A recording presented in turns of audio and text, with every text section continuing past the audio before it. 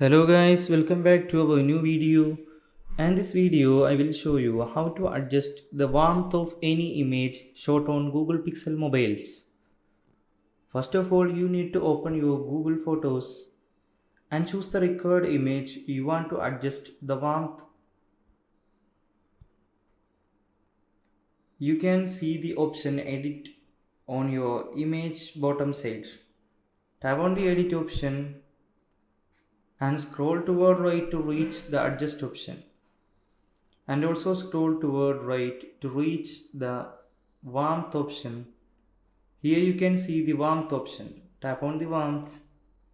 Here you can decrease or increase the warmth of your image by swiping towards left or right.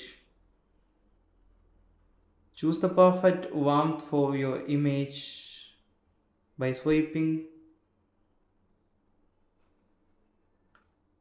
Choose the perfect warmth for your image and tap on the done option. Now the settings is changed. Tap on the save copy option on the bottom right corner to save this image into your gallery. By doing this, you can make your images more attractive and beautiful on Google Pixel mobiles. If you found this video useful, please do like and subscribe. Thanks for watching.